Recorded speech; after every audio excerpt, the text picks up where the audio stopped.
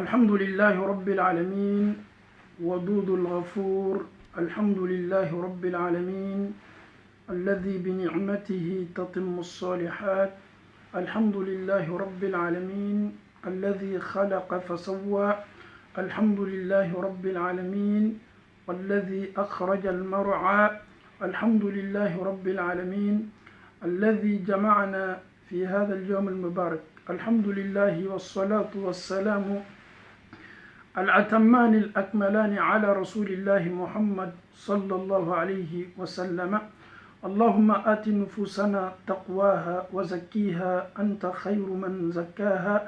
أنت وليها ومولاها. السلام عليكم ورحمة الله وبركاته. الحمد لله رب العالمين. أنفو أني أنبو لمن كلب لك فني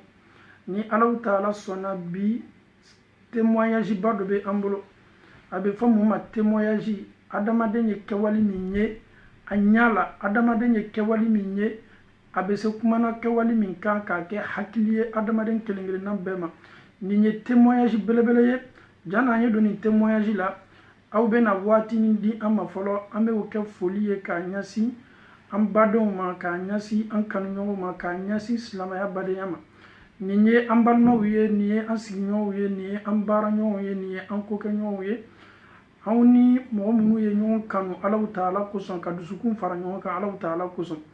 Nin kanu yɛrɛ nana wolo mun na? A nana kɛ badenya ye an ni o ni ɲɔgɔn cɛ. An balimacɛ Ibrahim Konate Faransiso kɔnɔ Paris, a n'a furumuso senimanba alhamdulilahi rabbil alamin. Alahu Taala ye o lawasa, Alahu Taala ye o lasawa, Alahu Taala ye nin hɛrɛ belebele ɲasin o ma.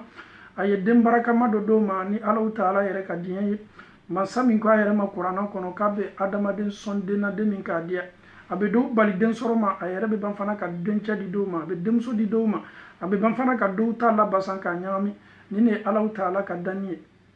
Ni Alahu Taala ye den d'i ma i silamaw, an ye Alahu Taala ko ɲuman lɔn. Den ye hɛrɛba ye ka bɔ Alahu Taala yɔrɔ. An ye Alahu Taala ko ɲuman lɔn ka bɛn den ka dili ma. Alhamdulillah, an bɛ Alahu Taala dali an balimacɛ Konate a n'a ka famille dungo bɛɛ, a n'a ka jamakuru seniman bɛɛ, an b'o fo silamɛya foli la. Den min ni Alahu Taala y'a d'o ma k'a kɛ den sabatini ye, k'a kɛ den barakama ye, k'a kɛ den kɔrɔtani ye, k'a kɛ silamɛya lawasa den ye, k'a kɛ silamɛya lase den ye. Den nin k'a kɛ lɔnnikɛla belebele ye, den min bɛ silamɛw nafa, k'a yɛrɛkun nafa, k'a ka famille nafa. An bɛ Alahu Taala dali ka nin den kɛ Ala kɛra cɛtala ɲumanw cɛma Alahu Taala bolo, Ala m'o kɛla. An bɛ ban fana ka o fo ka bɛn bonya filanan ma, o ye nin tɔgɔ seniman ta k'a ɲɛsin an ma. An n'an ka jɔnniya, ninnu y'o balimaw to yen, o y'o sinjiw to yen, ka den tɔgɔ ta k'a la an n'a ka bɛn badenya min ma an ni ɲɔgɔn cɛ, ka bɛn jigi ma. An bɛ Alahu Taala dali, o ye bonya min ɲɛsin an ma an n'an ka jamakuru. An bɛ Alahu Taala dali ka nin sara k'o ma arijinɛ ye. An tɛ se foyi dilen o ma fo ka ninnu fo ka bɛn nin baara ma. Silamɛya a den ta k'a tɔgɔla silamaɲɔgɔn la. N'i y'a mafilɛ farafinna, famille ba le bɛ bɛɛ la, ka famille nin bɛɛ la ka foni to yen, ka den ta k'a tɔgɔla e la. An y'a lɔn k'a fɔ k'o ye koba ye. An ye fara ɲɔgɔn kan aw bɛɛ la ka foni, ka duwawu kɛ n tɔgɔma ye. Alhamdulillah, an bɛ Alahu Taala dali ka n tɔgɔma k'a sabati, Ala m'o kɛla. Alhamdulillah, faransikaw bɛɛ y'a lɔn k'a fɔ ko ya de Mohamed Diané maintenant, il y a un Mohamed Diané à Paris et il y a un Mohamed Diané maintenant en Belgique, Inch'Allah. Donc, s'il y a un petit problème, Mohamed Diané qui est à Paris, ou bien si Amani Alahu Taala sona, Alahu Taala dali kan tɔgɔma balo ka bamso farla kɛnɛya, ka kɛnɛya belebele d'a ma Ala m'o kɛla. Alhamdulillahi rabbil alamin. Foli fana bɛ silala ni Alahu Taala sɔnna. N tɔgɔma foli o bɛ silala ni Alahu Taala ka diɲɛ. An bɛna don an ka walagada la ni Alahu Taala sɔnna. Bi walagadaba min bɛ an bolo o de ye témoignage ye, témoignage min fanga ka bon. Silamaw an ye silan Alahu Taala ɲɛ. Bɛɛ b'a dɔn k'a fɔ ko Arafa, Maka da fɛ, Arafa ye liyɔrɔma yɔrɔ belebele, c'est un lieu saint, le mont de Arafa. Bɛɛ b'a dɔn k'a fɔ ko hijikɛdɔnw bɛɛ bɛ ɲɔgɔn la k'a fɔ Arafa dɔnki tele kɔnɔntɔn fɛ. Bɛɛ b'o dɔn. Bɛɛ b'a dɔn k'a fɔ ko Arafa ye don ye, don min n'i sela kɛnɛ kan, a misaliya bɛ komi n'i sela kiyama kɛnɛ kan. Bɛɛ b'a dɔn k'a fɔ ko Arafa, Ala kɛra lɔla Arafa le kɛnɛ senimanba kan, k'a ka nin discours belebele mafilɛ k'a ka nin discours belebele lase ala kɛra lɔla arafa le ka kuma sahabaw ɲaji bɔla arafa ye yɔrɔba ye anw silamaw bolo arafa ye liyɔrɔma yɔrɔba ye ka d'a kan silamaw bɛna sabatini yɔrɔ la k'a damina telebɔ fo ka taa se telebe n'a taala sɔrɔ k'a fɔ ko silama dɔw bɛ bɔ o ka sow kɔnɔ ka taa ni laɲini juguw ye arafa kɛnɛ kan a silamaw o ye jigitigɛ ye dɛ o kosɔn ni ala sɔnna an bɛna nin video filɛ fɔlɔ ka nin video lamɛn ni an banna an bɛna kuma nin video kan ni ala taala sɔnna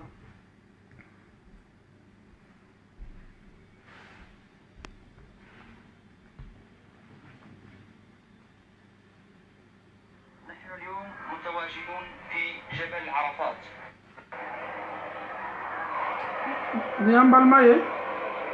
un visiteur. السلام عليكم ورحمة الله وبركاته. إخواني أخواتي على الخفيف إن شاء الله. نحن اليوم متواجدون في جبل عرفات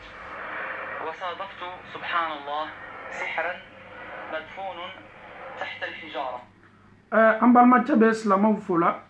foli seliman kɔfɛ a y'a yira k'a fɔ k'a sabatinimɛ arafa kuru le kan arafa kuru belebele a sabatinimɛw kan a ye mun ye arafa kuru kan a ye mun dɔgɔnin ye kuruw ni ɲɔgɔn cɛ wo la a bɛna ka na o le ko fɔ an ye subhanallah انظروا يا إخوان نحن اليوم سوف أريكم هذا الجبل العظيم هذا الجبل وهذه هي الصخرة التي وقف فيها النبي عليه الصلاة والسلام لكي يروه الصحابة هذا هو aye arafa kɛnɛw le yira arafa kuru le yira kira yɛrɛ lɔla yɔrɔ min ka kutuba kɛ a y'o fana yira k'a yira an na k'a fɔ k'a lɔni mɛ arafa kuru le kan انظروا إلى هذا الجبل انظروا يا إخواني إلى هذا الجبل العظيم سبحان الله وهناك ممر خاص بالناس انظروا إلى هذا الممر خاص بالناس هذا المكان الذي أنا أتواجد فيه ممنوع أن يدوس عليه أحد أو ممنوع أن يصعد عليه أحد سبحان الله كيف قادني الله عز وجل حتى أجد هذا السحر انظروا يا إخوان aye ale sabatinimɛ fan min n'i bɛ yɛlɛ arafa kuru kan jigiyɔrɔ ani yɛlɛyɔrɔ a sabatinimɛw fan fɛ mɛ nin ka mun ye arafa kuru ni ɲɔgɔn cɛ wow la a ye tafo dɔ le labɔ subhanallah a ye sɛbɛden dɔ le labɔ subhanallah mun de sɛbɛnni bɛ nin sɛbɛden kɔnɔ an ye a lamɛn kosɛbɛ العظيم قادني الله عز وجل من الأعلى نازلا نازلا نازلا نازلا حتى وجدت هذا السحر سبحان الله العظيم انظروا سوف أفك هذا السحر بينكم أمامكم إن شاء الله ونسأل الله العلي القدير أي سبدين دولي سبدين ندغني ما أو ي أدم دوم مفلة كعقيدة مفلة كتوحيد مفلة دوكو بطو كتا عمرة لا دوكو بطو كتا هجي لا نونو مبفلو وكمورو نو كجوتي نو كمنا منا مغو بكما كمنين فو ويه والله أدوليتي وكوسون سلامو أني سلام الله تعالى ني أبتاني اللي يورما يورسين مبالا يكان نفول لا إيركا أبي كلا أولا كتا الله تعالى كو بارا من كبو أيني بارا بيه أتي يافاني جلومو مانيا شيما نين جلومو مكابايرا جلومو بلبلو وچما فلانغا فويا كبو الله تعالى يه ني سبب دين دولي لابو أو يه سبب دين مفلة أبنا سبب دين دايلة مو سبب نيمي سبب دين كونو أني الله مكو سبب إن شاء الله أن يفك كرب هذا المريض وأن يخرجه من الظلمات إلى النور الله المستعان هذا السحر مربط تربيط قوي وأنا والله abe duwawu kɛ fɔlɔ mɔgɔ min ka nin sɛbɛden ta ka taa bila nin yɔrɔ la a bɛ duwawu k'a ye ala ma bɔla fili kɔnɔ ala ma bɔla dibi la k'a bila nɔrɔ sila kan wallahi a bɛ fɔ nin de ma ko silama ɲuman baden min bɛ nin baara kɛ a dusukun banani bɛ kosɛbɛ il est vraiment malade c'est un malade on peut pas dire un malade mental mais il a un sérieux problème avec comment est-ce que un lieu saint comme le mont de Arafat tu te présentes sur ce lieu saint avec des petits papiers, avec des bouts de papier communément appelés les gris-gris.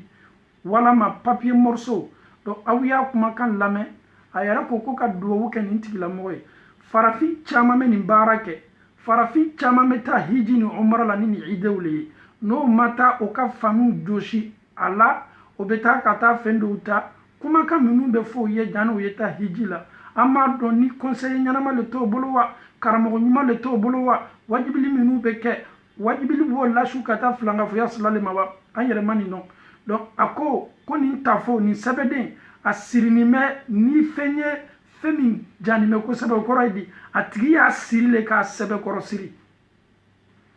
ليس معي أي سكين ولا أي شيء بس نفكه إن شاء الله. انظروا يا إخوان إلى هؤلاء المجرمون حتى عرفات ما سلم منهم حتى هذا الجبل. أكو مرتابلو كان يندايله ما أكو نمنا أكو بكك عدايله أكو تشينين كلاو عرفنا كعرفيا وما تشينين كلاو بالتالي لا عرف سبحان الله عرف يرسل منبا وبنا تشينين كلاو تالا كتشينين ياسين عرفما ni tiɲɛni ɲasina arafa ma an faw ni an baw anw adamadenw yɛrɛ kuma tɛ anw danfɛnw yɛrɛ kuma tɛ mɔgɔ min ma silan a ma malo a taala ka taa nin yɔrɔ ma yɔrɔ senima na ka taa ka tafo baaraw bila ye ka taa ka girigiriw bila ye ka taa ka sɛbɛdenw bila ye jɔn de bɛ sɛbɛden kɛ k'a di mɔgɔw ma a mori kunta minnu siginin bɛ bon na jɔn de bɛ sɛbɛden kɛ k'a di mɔgɔ ma a mori minnu tɛ o yɛrɛ lɔn o b'o yɛrɛ kɛ alaw taala ye ka baara kɛ adamadenw ye ka katimuw sɛbɛ ka kala ta k'a bila daba la k'a sɛbɛn papiyew kan ka fɛnw ɲasin k'a di mɔgɔw ma nin bɛna aw dɛmɛ nin bɛna aw bɔ kɔnɔnafili la aw ye nin bila aw kun kuma bɛ kan ka kɛ olu le ma olu b'a di e min ma e min fana m'i bolo don a kɔrɔ a dɔn k'a fɔ k'i ni ninnu bɛɛ ye fa kelen ba kelen mɔgɔ minnu tɔɔrɔnin bɛ bi ni bɛɛ ye o le ye a mɔgɔ suguw ye minnu y'o yɛrɛ kɛ moriw ye ka sɛbɛdenw di mɔgɔw ma ka a nasiw di mɔgɔw ma ka o koɲa n'a ɲɔgɔnnaw di mɔgɔw ma escrow do silamaya jasidaw do silamaya nɔgɔlaw do ninnu ni silamaya bɛ komi san ani dugu ninnu kɔni bɛ silamaya muran do o bɛ silamaya fani do o yɛrɛ kana mɛ ninnu ka jugu ni setana ye anw ka diina baara la aw ye nin tafu ma filɛ. لم يسلم منهم يا إخوان. اللهم صل على سيدنا محمد. حسبي الله ونعم الوكيل. يا إخوان حتى جبل عرفات هذا ما سلم منه أولئك السحرة الخبيثين ولا يفلح الساحر حيث أتى. بسم الله الرحمن الرحيم. وقال موسى ما جئتم به السحر إن الله سيبطله. aw ye karamɔgɔ caman filɛ a bɛ kan ka tafo dayɛlɛ a bɛ kan ka nin sɛbɛden dayɛlɛ maa t'a dayɛlɛ la a kun fɛ dɛ parce que setana baara fangaba de b'a la anw man kan tɛ k'a la an y'a lɔn k'a fɔ ko setana baara a bɛ jaabi dɛ karamɔgɔ bɛ kan ka tafo dayɛlɛ mɛ a bɛ kan ka kuranna ayaw le kalan kuranna aya min bɛ nin dabali tiɲɛ kuranna aya min bɛ nin tafo bɔ ɲɔgɔn na kuranna aya min bɛ nin baga bɛɛ la k'a fɔ nin bɔ o kosɔn silama bɛɛ ka kan ka se i yɛrɛ kun seli ɲana tafo bɛ se yela i bolo baara jugu kɛli kama i bɛ se nin baara jugu ta la mɛ i ka kan k'a ta ni limaniya tali ye n'i b'a dayɛlɛ fana y'i jija ni ɲɔgɔnna kɛ min kɛra kɛra la sɔrɔ salam n'a ye mɔgɔw ci ko ka taa ale fɛn ta folo na ka na min baara kɛla ka bɛn kɛra kunsigi ma alaw taala ye sura belebele fila ladi kul a'udhu bi rabbil falaq kul a'udhu bi rabbin nas ko n'aw b'a ta n'aw b'a dayɛlɛ aw ye sura kalan k'a dayɛlɛ n'a kɛla ten a baga a n'a tɔɔrɔya ani laɲini jugu min kɛla nin kɔrɔti la n kama walama nin laɲini jugu min kɛla kɔrɔti la k'a bila adamadenw ma n'i ye kuranna ayaw kalan ka bɛn a ma n'i b'a fɔ ni waati min ala b'a baga a n'a tɔɔrɔya a n'a juguya alaw taala bɛ a bɛɛ la ka fɔ ni lasa o kosɔn karamɔgɔ kɛni bɛ ka ni aya seniman kalan ko ninnu ye baara minnu kɛ mɔgɔw kama ala le b'a baara tiɲɛ ala le b'a baara tiɲɛ an bɛ alaw taala dali ka faamuyali ko ɲuman di an bɛɛ ma alaw taala bolo ala m'o kɛla an bɛna taa n'a ye a bɛna nin tafo dayɛlɛ an bɛna mun sɛbɛnni ye nin tafo kɔnɔ an y'a lamɛn kosɛbɛ. ما جئتم به السحر إن الله سيبطله وقال موسى ما جئتم به السحر إن الله سيبطله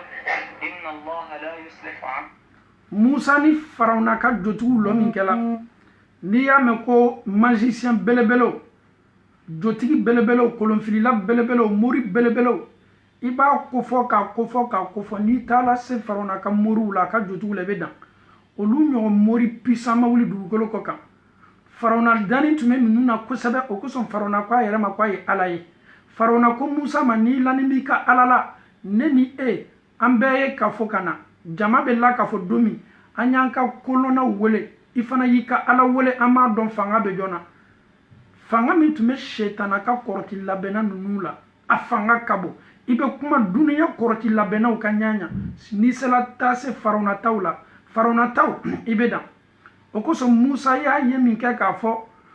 ninnu y'o ka saw labɔ o ye saw labɔ musa ɲɛ bɛ sa la musa n'a ka cidenya musa dusukun ka silan daminɛ alahu taala ko musa ma ko la taqaf musa i kana silan ninnu kɛlen bɛ ka min labɔ nin magiciens do jinɛmɔriw do o ka dabari min labɔla nin cɔ nin bɛɛ ye ka tolon kɛ adamadenw ka filɛliya la donc musa ko ma ko aw kɛlen bɛ ka fɛn min labɔ nin ko nin tɛ foyi ye nin ye tiɲɛniw le ye ala kɛtɔ nin tiɲɛna subhanallah ni arafa ma seniya kɔrɔti baaralaw ka bilali la ni arafa ma kisi ka bɔ nin yɔrɔ ma ne ni e y'a dɔn k'a fɔ ko tuma dɔ anw fana tɛ se kisi la ka bɔ an adamadenw ɲɔgɔn ka juguya ni adamadenw ɲɔgɔn ka tɔɔrɔya ma subhanallah. وقال موسى ما جئتم به السحر إن الله سيبطله وقال موسى ما جئتم به السحر إن الله سيبطله. انظروا يا إخواني الكرام كيف سبحان الله قادني الله عز وجل إلى هذا السحر حتى أبطله لكي يفك الله. انظروا لكي يفك الله المريض إن شاء الله تعالى. بسم الله. انظروا إلى هؤلاء الخبيثين هذا سحر يدل على قدمه الله المستعان. حتى جبل عرفات لم يسلم من الأسحار. الذي أثار انتباهي أيها الإخوة والأخوات هو قيادتي إلى هذا السحر. كيف قادني الله عز وجل إلى هذا السحر سبحان الله. الله المستعان. انظروا يا أيها الإخوة هذا سحر التمريض. انظروا مكتوب فيه تمريض أسماء أناس فاطمة وعلي أحمد تمريض قتل كل شيء. أي سبدين دايلة سبدين سومينو bara min bɛ kɛ ka adamaden bana ka jangaro labori kan ka bana labori kan a y'a dayɛlɛ min kɛ a y'a ye tɔgɔw sɛbɛnni m'a kɔnɔ ahmadu fatuma bon e den tɔgɔ bɛ bila nin sugu kɔnɔ e den ka fari piyɛsi dɔ bɛ sɔrɔ a bolo a kunsigi walama a yɛrɛ ye ji min ji fiyɛ minnu la o le bɛɛ la k'a fɔ nin bɛ si ka bila dabaji la ka a kɛ ka nin sɛbɛ ka taa bila fan jumɛn ka taa n'a ye fo arafa ka taa bila arafa kuru ni ɲɔgɔn cɛ kɔrɔti baara silamaw tɔgɔ jumɛn bɛ nin kɔnɔ ala ye bana lase o ma ko o b'o hakili kan ka o tɔɔrɔ o ka ɲɛnamaya la foyi sɛbɛnni tɛ nin kɔnɔ fo nin subhanallah silamaw nin de ye adamaden dɔw jogo ye anw m'a nata k'a dɔn k'a fɔ ko kafuru na yɔrɔ tɛ arafa ye kafuru mako tɛ anw ka hiji la kuma tɛ ko y'o ka nafolo la ɲɔgɔn kan ka taa hiji la mɛ jɔn bɛ nin baara sugu kɛ arafa kɛnɛ kan ka ban ka tɔgɔ nin sɛbɛn a la jɔn de bɛ taa moriw sɛgɛrɛ o le ye anw silamɛw ye jɔn de bɛ taa n'o ka mɔgɔw ye ka t'o baara o le ye anw silamɛw ye jɔn de bɛ taa o ka mɔgɔw tɔgɔ don gogorow n'a ɲɔgɔnnaw o le ye anw silamɛw ye aw ye mafilɛli kɛ tɔgɔ minnu bɛ nin kɔnɔ nin tɔgɔ tɛ foyi ye fo ka tɔɔrɔya labori tɔgɔ minnu bɛ nin papiye kɔnɔ ka tɔɔrɔya labori o kan o fana ma taa bila yɔrɔ si fo an ka liyɔrɔma yɔrɔ senimanba min ye arafa ye ala kɛra jɔla yɔrɔ seniman min na k'a ka kutuba belebele kɛ an bɛ alahu taala dali k'a faamuyali ko ɲuman di an bɛɛ ma ala m'o kɛla. الله المستعان. انظروا إخواني الكرام إلى هذا المجرم أو المجرمة التي وضعت هذا السحر. بسم الله الرحمن الرحيم. بسم الله. إن لم يوجد معكم ماء مع ملح خشن وتقرؤون عليه آيات إبطال السحر تنفثون هكذا بسم الله الرحمن الرحيم. وقال موسى ما جئتم به السحر إن الله سيبطله. وقال موسى ما جئتم به السحر إن الله سيبطله. وقال موسى ما جئتم به. ako alahu taala kumakan min bɛ kalan ka kɔrɔti tiɲɛ ka dabari tiɲɛ ni ji tɛ aw bolo musa ye aya min kalan musa ko aw nana ni fɛn fɛn ye inna allaha sayubtilu alahu taala bɛna bɛɛ tiɲɛ inna allaha sayubtilu aw ye dabari min kɛ alhamdulillah aw ye nin nɛɛma belebele mafilɛ alahu taala ka jɔn minnu tɔgɔ bɛ nin kɔnɔ tɔɔrɔya minnu lanim'o kan karamɔgɔ kɛtɔ Alahu Taala kumakan min kalana nin kɔrɔti kan ka ban ka a fara k'a lafili o fariw bɛna sigi o yɛrɛ ma tuma dɔ ninnu caman taala hôpitaliw la o ya mɔgɔw kamana gbanaw ka ko la o ya mɔgɔw kɔnɔna fililaw ka ko la wallahi o ya mɔgɔw ye fɛɛrɛ bɛɛ kɛ ninnu dɔw ni anw bɛ ɲɔgɔn fɛ misiri kɔnɔ ninnu dɔw ni anw bɛ ɲɔgɔn fɛ sigidaw la ninnu dɔw ye nin baara kelen kelenna bɛɛ kɛ o bɛ tila k'a fɔ yɛrɛ ma k'o ye silamɛ ye subhanallah ka ɲɔgɔn ta tiɲɛ ka ɲɔgɔn mako sa ka ɲɔgɔn bila kɔnɔna fili la ka ɲɔgɔn bana ka banaw lase ɲɔgɔn ma ni n'o tigilamɔgɔ fana ye ɲɔgɔn ye i bɛ yɛlɛ n'a ye i bɛ baro n'a ye ka sɔrɔ a mako sa y'o kɛ ka ban ka taa o bila fan wɛrɛ fɛ aw ye karamɔgɔ caman filɛ a bɛ kan ka Alahu Taala ka kuranna aya kalan ka nin kɔrɔti tiɲɛ ka nin kɔrɔti baga bɔ a la ka nin kɔrɔti yɛrɛ bɛɛ bɔ ɲɔgɔn na السحر إن الله سيبطله هذا اللعاب الذي يخرج من الفم فهو ريق فيه قرآن وهو الذي يبطل بإذن الله عز وجل قال موسى ما جئتم به السحر إن الله سيبطله بسم الله الرحمن الرحيم واتبعوا ما تتلو الشياطين على ملك سليمان وما كفر سليمان ولكن الشياطين كفروا يعلمون الناس السحر وما أنزل على الملكين ببابل هاروت وماروت وما يعلمان من أحد حتى يقولا إنما نحن فتنة فلا تكفر نسأل الله العلي القدير أن يبطل هذا السحر نسأل الله العلي القدير أن يبطل هذا السحر أستودعكم الله إخواني أخواتي هذا جبل عرفات الجبل الذي يأتي إليه الحجاج من كل أنحاء العالم وأما المعتمرين فيقومون فقط بزيارته إخواني والله العظيم وأنا أحلف بالله والله ما نسيتكم من الدعاء كلكم يا إخواني نساء رجال أطفال كلكم دعيت الله عز وجل لكم أسأل الله عز وجل أن يحفظكم من كل شر وأن ييسر أموركم وأن يطهر أجسادكم من العين والمس والسحر والحسد السلام عليكم ورحمة الله وبركاته الحمد لله رب العالمين أيه دعوك كرتيكا أيه الله تعالى كفوا نين كرتي باركا أبانا أيه يرانا كافوكو ني يورباي هيجي كدو منا كنا هيجي كنا منوكا umra kɛlaw bena kana visiter le dɔrɔn duniya fan bɛɛ la ka fɔ ni min ɲɛsin yɔrɔ min ma o le ni yɔrɔ senimanba ye tiɲɛnikɛla ma yɔrɔ nin seniya ka bɔ a ka tiɲɛni ma dabarikɛla ma yɔrɔ nin seniya ka bɔ a ka dabari ma kɔrɔtifilila ma yɔrɔ nin seniya ka bɔ a ka dabari ma silamɛw n'a fɔla ko kiyama don ko dɔw natɔ kiyama don o ɲɛnɛ k'a fɔ k'o ye baara kɛ ka sɔrɔ ka baaraw kɛla amilatun nasiba nunu ka baaraw ma kɛ foyi ye fo yɛrɛ kuntɔɲɔ baaraw ni yɛrɛsɛgɛ baaraw anw fɛ ye farafina i bɛ anw de ye farafina adamaden bɛ bɔ ka taa kaburuso la ka taa a adamaden ɲɔgɔn fari parti dɔ ta foyi t'a bila nin baara la fo moriw bɛ min fɔ o ye foyi t'a bila nin baara la jotigiw bɛ kumakan minnu fɔ o ye i adamaden ɲɔgɔn i ka kan ka dugawu kɛ mɔgɔ min ye i adamaden ɲɔgɔn min ye latigɛ kɛ i fana kɛtɔ sala ko ma sala ɲami e ja bɛ se fariyala cogo di ka taa kaburuso la ka t'o ka kaburu dayɛlɛ ka o fari parti dɔ ta ka na o di i ka moricɛ ma walama k'o di i ka jotigicɛ ma k'o ye baara k'i ye dɔw b'a kɛ nafoloko kosɔn dɔw b'a kɛ ala la o ye ɲɛfɛla sɔrɔ dɔw yɛrɛ b'a kɛ mɔgɔ min n'a bɛ ko kelen ma ale kana o kana tɛmɛ ale la ɲɛsin ma dɔw b'a kɛ o sinamusow denw kama k'o makow sa ne denw de ye kɔrɔta ka sabati ni ne fani bɛ bi an ka yɔrɔw la an ka sociétéw la juguya kɛla sababu ye bi tiɲɛni dama ni natani bɛ ɲɔgɔn ye mɔgɔ min ye nin baara sugu kɛ wallahi aw ni Alahu Taala cɛ ni nin dala don min na Alahu Taala ka dugukolo kɔrɔ a sala ka to nin baara la ni nin lala don min na Alahu Taala ka dugukolo kɔrɔ silamɛw Alahu Taala ko ko inna batisha rabbika la shadid Alahu Taala ka minɛli ka jugu dɛ Alahu Taala ka minɛli ka jugu hali muso minnu bɛ taa n'o cɛw ye morisow la wallahi ni m'a fɔ i cɛ ye ka yafa dali k'i yɛrɛ lasigi Ala ma kiyama don i cɛ ka hakɛ bɛ lasigi ma kiyama don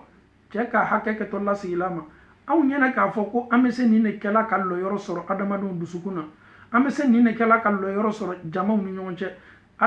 adamaden ni e bɛ nkalon kan i bɛ tiɲɛni kan wallahi a dɔn k'a fɔ masa min bɛ dusukun sabati kanu na ka dusukun kanu masa min b'a ka jɔnsenmaw kanu mɛlɛkaw bɛ ban fana k'i kanu hali n'i ye nin setana baara bɛɛ kɛ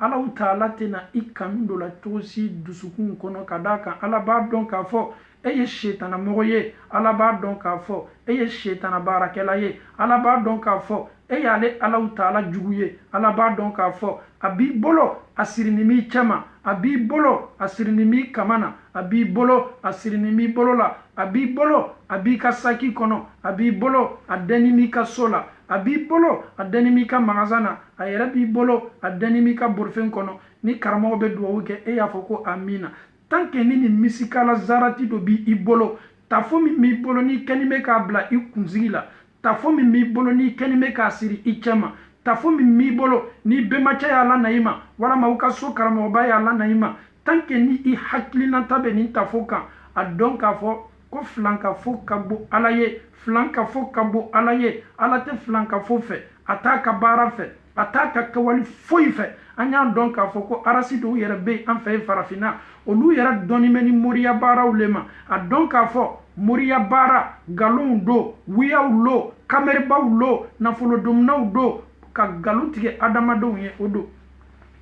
Alakira sallallahu alaihi wasallam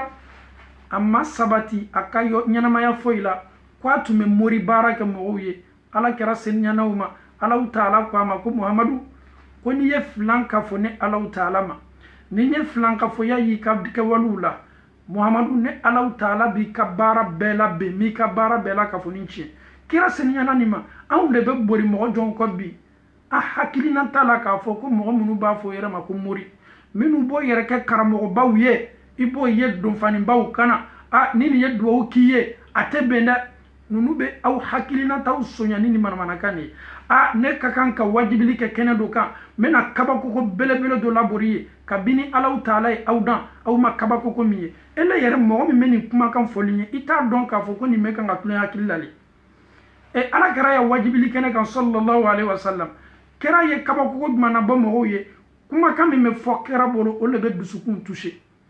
ninnu kɛni bɛ bi ka manamanakanw de fɔ bi ka tulon kɛ aw hakili la wallahi non ne bɛ aw wele bi n ka kɛnɛ kan n ka wajibili kɛnɛ kan depuis Ala ye aw dan aw ɲama fɛn min ye ne b'a ye silamɛw ninnu ye manamanakanw ye ka tulon kɛ aw hakiliw la aw ye kunu ka bɔ ninnu ma min yɛrɛ ka gɛlɛn n'a bɛɛ ye n'i banna ni mɔgɔ suguw lɔnna munna i bɛ t'i sigi ninnu ka kawandilikɛyɔrɔ la i bɛ t'i sigi ninnu ka wajibilikɛyɔrɔ la cogo di mɔgɔ min ko a ma ko wajibili kɛnɛ kan wallahi an balimacɛ ye dɔ fɔ an ye an ka tournée la Côte d'Ivoire a ko dɔw bɛ yen n'o bɛ fɛ ka clients nabɔ ka na u ka wajibili kɛnɛ kunna aw y'o ka chantage ma filɛ ko n bɛ Alakira bɔ k'a yira aw la bi kɛnɛ kan ni min yɛrɛ bɛ silama jamana na n'i ye nin nkalon sugu fɔ silamɛw ye e bɛ Alakira bɔ k'a yira mɔgɔw la kɛnɛ kan nin yɛrɛ ka kan ka kuru labɔ nin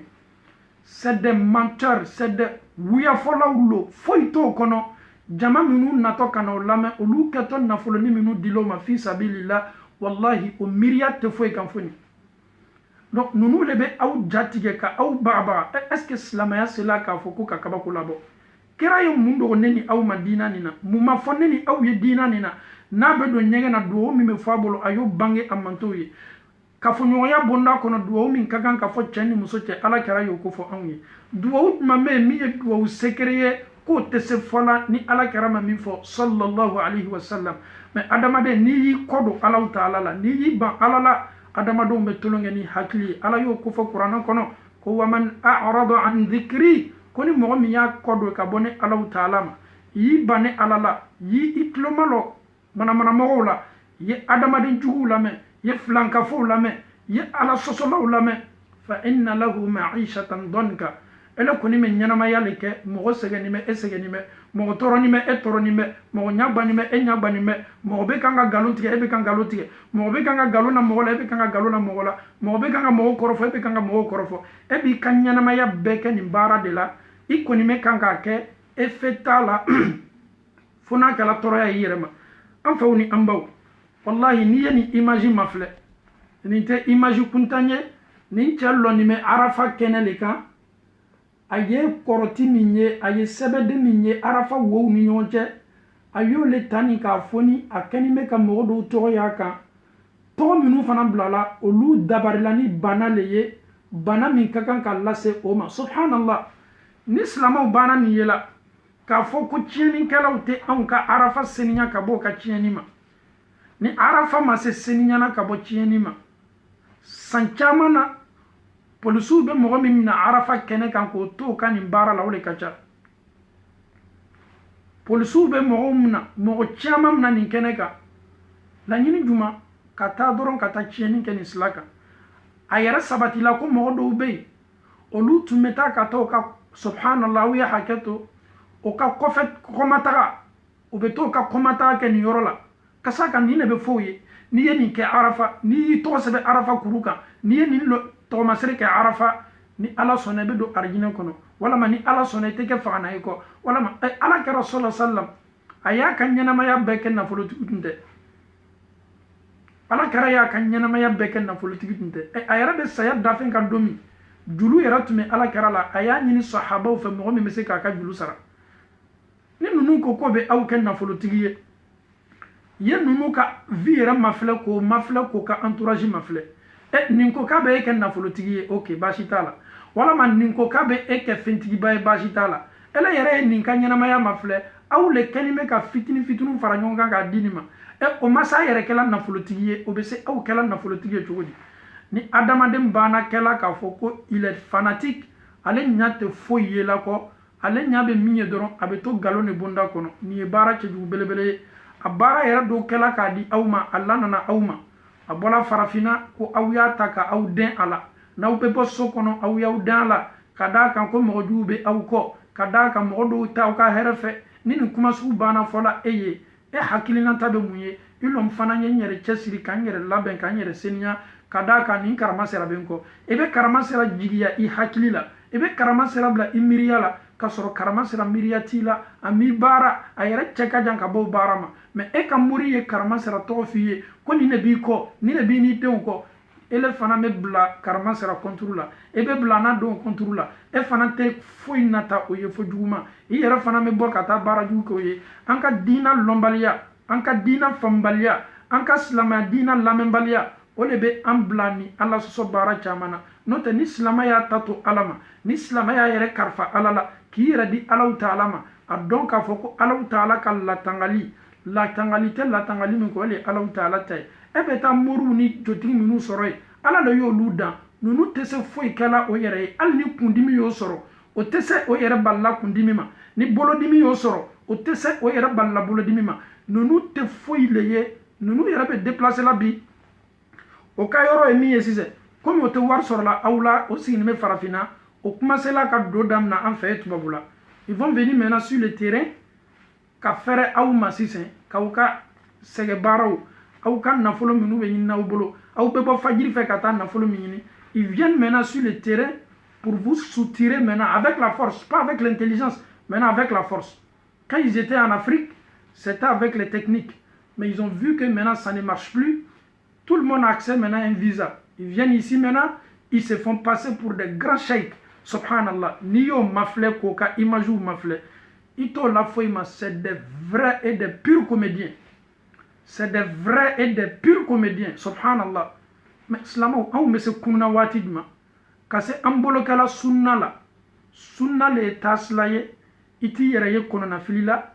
moti kono na fili i yɛrɛ fana tɛ diɲɛ fana k'i isilama ɲɔgɔn ye taala dola kɔnɔ na fili bonda kɔnɔ ka d'a kan ni ko ko natɔ e b'a compare kira le ma sallallahu alaihi wasallam duwalen kelen bɛ min bɛ e bolo o de ye kira ye nɛɛma ni kisi b'a ye en dehors du prophète sallallahu alaihi wasallam ni k'i biri mɔgɔ ye k'a fɔ en dehors du prophète ni k'i kamuru bɛ mɔgɔ ye k'a fɔ en dehors du prophète n'i ye mɔgɔ ta k'a kɛ ala ye a dɔn k'a fɔ ko kiyama lon ninnu borotɔ e ɲɛ komi e borotɔw ɲɛ o yɛrɛ fana ka taa fɔ alaw taala ye ala aw ma ninnu lafili ninnu yɛrɛ le kɛla sababu ye k'o yɛrɛkun lafili donc an y'a dɔn k'a fɔ n'i y'a mɛn ko kira a ka baara tun ye mun ye o de tun ye ka silamɛya lase a ka baara tun ye mun ye ka dusukun sawa a ka baara tun ye mun ye ka adamadenw wele ka na tiɲɛ sira kan ala kɛra tun tɛ mori ye jotigi tun tɛ sinikanfɔla tun tɛ ala kɛra ma nin si kɛ a ka ɲɛnamaya la mais bi aw ka moriw ani aw dani bɛ minnu la k'aw ka karamɔgɔbaw nunu ka baara tɛ foyi ye nunu bɛna bi tubabula ka na moriyaw le kama ka na baaraw le kama nunu bɛna aw ka nafolow le ta ka taa n'a ye aw ye kunu aw y'a hakili bila aw yɛrɛ la dokɛla tɛ aw y'a dɔn k'a fɔ ko aw ka mɔgɔ minnu mako bɛ madɛmɛ na aw y'olu madɛmɛ aw kana diɲɛ nunu kamerebaw bɛna ka na aw ka nafolow ta aw bolo ka aw bila espoir ba la wallahi dɔ y'a fɔ an ye yan san dɔ la a ko imam Diané Ngobi ko karamɔgɔ cɛ dɔ nana n t'a jamana ko fɔ la mɛ a tigi bɛ ni anw ye Belgique yan a yɛrɛ tun déplacé la sanjan tɛmɛnin ka taa ye ko n'a ye duwawu k'i ye ko wallahi k'i bɛ continuer la taa Afrique subhanallah ko karamɔgɔ min don ko n'a ye duwawu k'i ye k'i bɛ continuer la fa marchandise la k'a la taa Afrique ni nin propagande warala hakili minnu bananin bɛ hakili minnu sabatinin tɛ ba kɛ karamɔgɔ bɛ duwawu kɛ e ye e bɛ continuer la fa ka taa Afrique ne ni e yɛrɛ y'an yɛrɛ kun ma ɲininka o karamɔgɔ yɛrɛ entreprise joli b'a bolo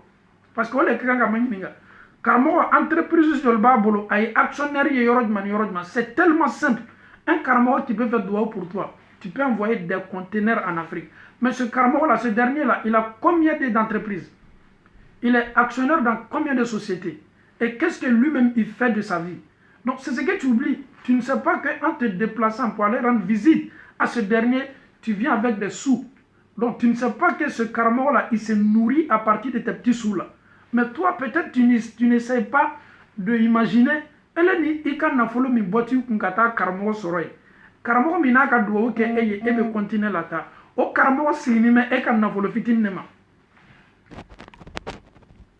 O karamɔgɔ siginin bɛ e ka nafolo fitinin de ma. Mais façon tolon kɛla i hakili la, o y'i cerveau ko. Elle yɛrɛ t'a ɲɛɲini ka se k'i yɛrɛ bɔ a la. Comment est-ce que lui il peut faire duwawu pour moi mais se conteneur naani ni duuru la t'a la. Harijigɛ fara ɲimi ala yɔrɔ. Bi bɛ bolokolonya la kalo nata ala bɛ se k'i kɛ fɛntigi ye. Bi ça ne va pas san nata alaw ta ala bɛ se k'i kɛ fɛntigi ye. Regarde un peu ta vie. Tu étais en Afrique, ça n'allait même pas. Même pour avoir un 100 € ou bien $100 quand tu étais en Afrique, tu pouvais faire des mois, Sauf si tes parents te donnent. Et tout ça sur la yére. Mais alhamdulillah, tu es aujourd'hui ici. Et bien c'est nous on a chama sur la kala qui ça on a quoi. Tu penses que c'est un karamɔgɔ qui a fait ça pour toi? Tu penses que c'est un mori qui a fait ça pour toi? Un mori ne peut pas faire ça pour toi. La preuve en est qu'il ne peut même pas faire ça pour lui-même. C'est des fainéants, c'est des escrocs, c'est des menteurs purs.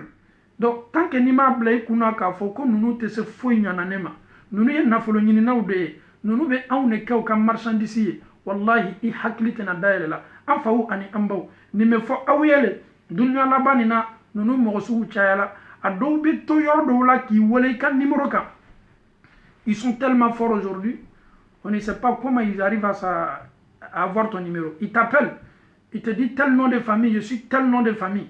tu es Karansera il t'appelle au bit et toi vraiment il fana m'a lamina oui ok ne le karamɔgɔba me kan k'i wele ni Allahu Taala sɔnna Allahu Taala y'i lolo min ko fɔ i lolo kɛtɔ kɔrɔ t'a la ni lolo kɔrɔ t'a la nin bɛ k'i ye nin bɛ k'i ye donc n mako bɛ nin na n mako bɛ nin na i bɛ adamaden dɔw fana ye l'intelligence la wallahi Ala t'a di la bɛɛ ma quelqu'un t'appelle avec son numéro il t'appelle il dit ok moi je suis tel tel tel ɲɛ nin y'i ka ko la ɲɛ nin y'i ka ko la. D'abord, il faut réfléchir d'abord. Moi, c'est là qu'on est un numéro tâté. Quand on c'est un anarcheur, c'est un faussaire, c'est un menteur. Numéro quand ah ok, n'anine ika kola, ni saraka subo, ni saraka subo. Wari yera fana quelqu'un qui a transféré tout mina, abeni bella kafonifo. C'est des gens, ils ont tout planifié, ils ont tout programmé. Aujourd'hui même en Europe, même quand tu regardes ta boîte même à lettres, tu vois des petits papiers, tu vois des coupons. Au cas adresse où quand je suis féticheur, je suis marabout de tel, si tu as besoin de consultation, ils sont tellement forts aujourd'hui. Comme ils s'en ne prend plus, maintenant, eux-mêmes, ils se déplacent maintenant pour mettre des petits papiers dans les boîtes des gens. Au cas adresse où les blala. Parce que moi, je suis korota, moi, je suis ka kamera bayauma. Wallahi, ni nous ka adresse où ye ka fena. Il y a un adoran ka fara. Ou bien si tu es courageux, tu prends son numéro, tu l'appelles, tu dis monsieur l'escroc. Si tu n'arrêtes pas ton nom là, je vais essayer de publier ça un peu partout. C'est des escrocs, c'est des faussaires. donc a fɔ ninnu tɛ se foyi ɲani ma filankafɔ faw n'a naw don ninnu mɔgɔ sugu yɛrɛ n'an ko lɔn société la filankafoya la hali ni ninnu kɛla safɛn ye an bɛ se an balila ka seli ninnu su kan ka d'a kan u y'u ka ɲɛnamaya kɛ filankafoya nin de la an bɛ Alahu taala dali k'a faamuyali ko ɲuman di an bɛɛ ma Ala m'o kɛla donc alhamdulilahi rabbil alamin an faw ni an baw ninnu de tun ye adamadenw kɛwale ye des soi-disant marabouts ou des soi-disant féticheurs ou bien des soi-disant, ils ont toutes sortes d'appellations. Souvent ils prennent les gens avec des noms, ils mettent devant leur nom Sheikh. Quand toi tu vois ça net, ça te prend Sheikh. Mais il est Sheikh, ça sert à quoi? Est-ce que le prophète il avait le nom Sheikh devant son nom? Ça n'existe même pas. Ça peut être son nom, c'est tout à fait normal. Le Sheikh peut être mon nom, j'accepte, alhamdulillah. Mais le soi-disant Sheikh, en prenant le nom Sheikh, d'abord même ça devient quoi? C'est comme c'est de l'orgueil. Un monsieur qui se fait appeler Sheikh, il veut attirer l'attention des gens, c'est-à-dire il veut attirer les gens vers lui. À travers même par quoi? Par son nom. Donc, ah, lui là c'est un grand marabout, hein. C'est ce que les gens disent, lui là c'est un grand marabout. Donc nous les Kamereba, Inch'Allah, on ne va pas faire cadeau à ce Kamereba là. Nous sommes en Faou Toro, en Baou Toro, mais cette nouvelle génération, ils n'ont pas de chance, ils n'ont aucune chance avec cette nouvelle génération. Ils seront détruits à jamais. Ni Allah Ta'ala sona, kada kan galuntigala ou do, wiyafola ou do, Kamereba ou do. Moi, nous be Adamaden Chiko kata kaburu sola, kata Adamaden faripiasita. Et bah donc à Foko Oluni en konim bebola continue kele, mais on ni nous tena wula Allah Ta'ala fait ka afamia le koñ madi ambe ma Allah Ta'ala bulu alamu kela. Ame Allah Ta'ala dali bara jugu kela slama kama kasoro ita kalama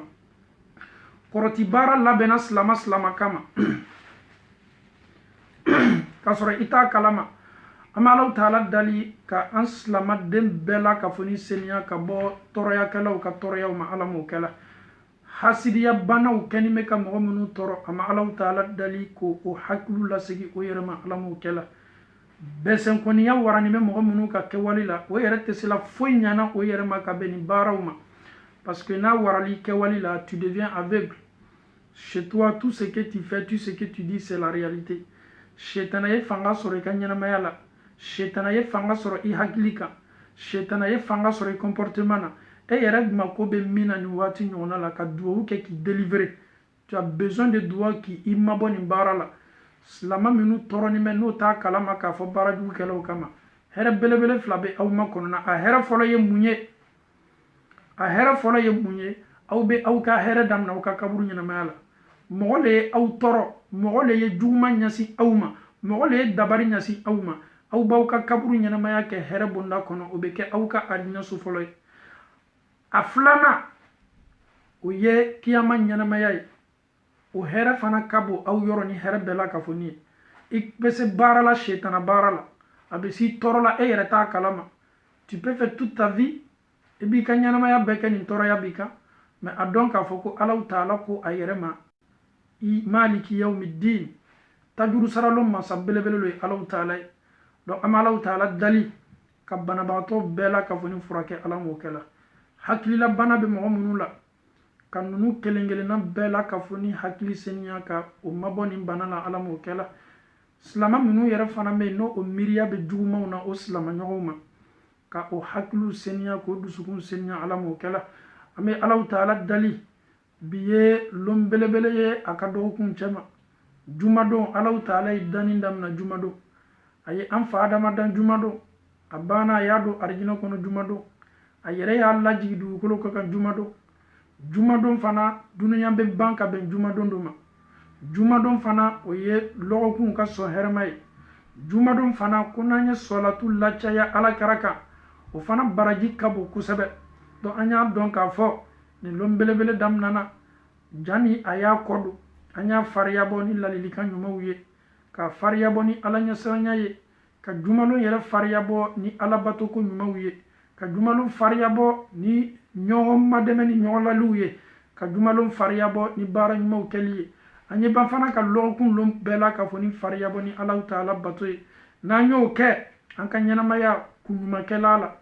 bolimi ni ala ya no ya ni anya ke kunyumana mena yan kodo lon ye teme anka amaso fariya bola a camana aman ka ɲɛnamaya kɛ bɔli fula ka neni aw tanga uma alamu kɛla ka silamadenw seniya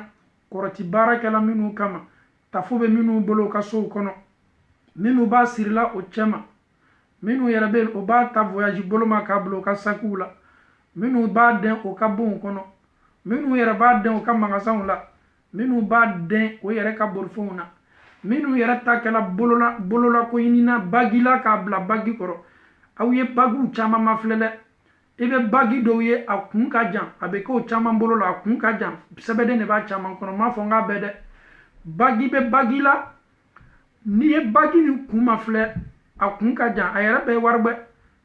tant olu bolo ka fɛn sugu nin bila waribɛ kan olu ta ye waribɛ le ye min ma surutara ni mɛ n'i y'a mafilɛ sɛbɛden b'a la olu lɔni bɛ misiriw la a kuru dɔw ka jan hakili yɛrɛ bɛ se sɔnna nin ma cogo di a fɔla ko alakira sallallahu alaihi wasallam wallahi kira ye bagi do a bolo la bagi fana n'i y'a dɔn ka bɛn kira ta doli ma o ye sunna ye silama cɛman ye bagi do ka da kan alakira ye bagi do a ye bagi do ka bɛn mun ma ka bolo kunnanden masiri n'a ye a ka bagi do kun kɛla o ye kira min i hakilinata bila a ka bagi kan k'a kɛtɔ a ma dɛmɛna a ma miiriya bila bagi kan k'a kɛtɔ a ma dɛmɛna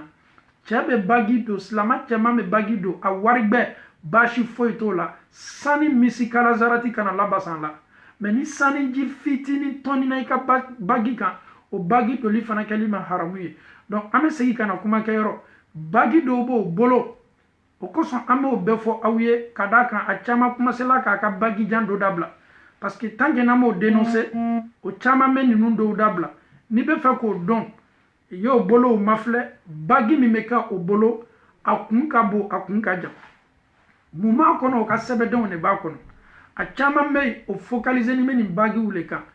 donc ninnu le ye filankafoya tactiques n'a miiriyaw ye on va rien laisser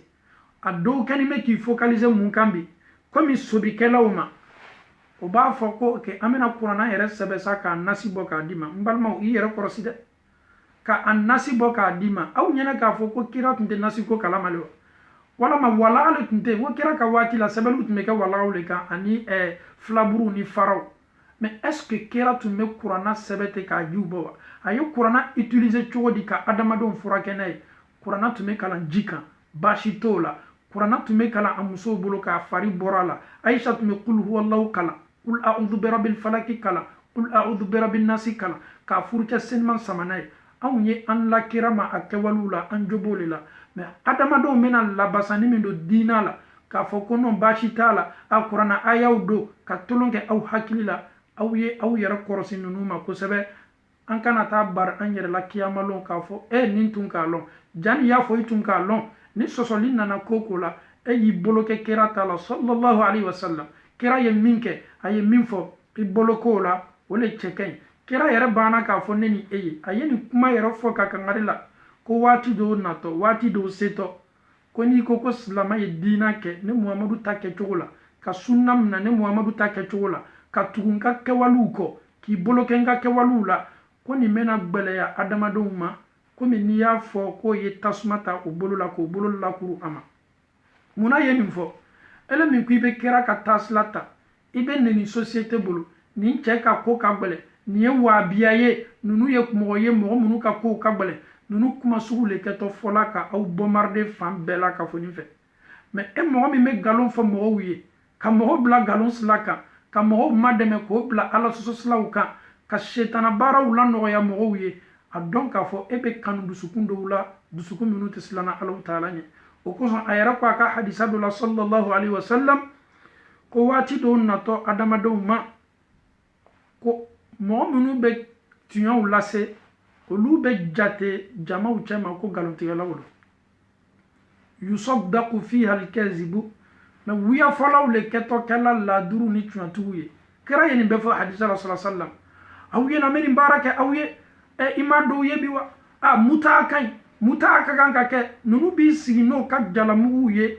ka silamɛw bila ni ala sɔsɔ sila kan ala kɛra y'a yɛrɛ la hadisa seniman ba kɔnɔ ko mutaa haramuyala fo ka taa se kiyama lɔ mais ninnu le bɛ nana ka na jɛnɛya bondaw la ka mɔgɔw ye ka mɔgɔw lasu ka taa jɛnɛya la jana ka di kamere ba munu ye ka koro ya fo olu ye ka fo ko muta ko fo itala a me furukurunin ke anaka sunguru be singa be ala doro habe wa fla wala ma wa kelen do ma kwanye kontra furuke do karamo to adon ka fo ko kiyamando ni ngali mi makko na kapo de men nim be fola an ka ci dem bele bele bolo ko wati do na to karamo do woleli kala do nunu loto jahannama bundale la kamo wole kana do jahannama bunda kono minye ke wali nyumay am bawni am faw sayabe se adamaden talawati be kuma mi meka nga fo aye kuma ni yarabe bola damina dani tena kisila sayama me anye anjanto anyere la anyan janto anyere la kan ka ke walu mafle ani ke wali minu keli kan anye tawhiduta alaw taala be kelenya ke wali flank flank we bisikala site ayan ke walula kera ko ko yusaddaqu fiha alkadhibu ko galontiya la ke to chantila mo mi fanani la diri le sokono mo dani me mo mina o be ka jamfateye o be ka mo manoni donc amalaw taala dali ka famiyal ko madi ambe malaw taala bulu ala mo kala ka ansna alaw taala ni am fotaw ani anketaw la ala mo kala tawhidu ka sabati anka ke wali fitini ni anka ke wali belebele bela ala mo kala flanka fo yam miriya ka islamaw senya ka ba ma ala mo kala minu yeni ala sobara ke kateme alaw taala ka julmu ya fa fanga kabo akatu bi bundala kanime ka ya fake flanga fo temenu ka flanga fo ya barawma minu yo yere lasigi ko katu dumna alaw taala yoro ala mo kala اللهم أرنا الحق حقا وارزقنا اتباعه اللهم أرنا الباطل باطلا وارزقنا اجتنابه اللهم كن لنا ولا تكن علينا اللهم انصر من نصر الدين واخذل من خذل الدين صل سبحان ربك رب العزة عما يصفون والصلاة والسلام على المرسلين والحمد لله رب العالمين والسلام عليكم ورحمة الله وبركاته.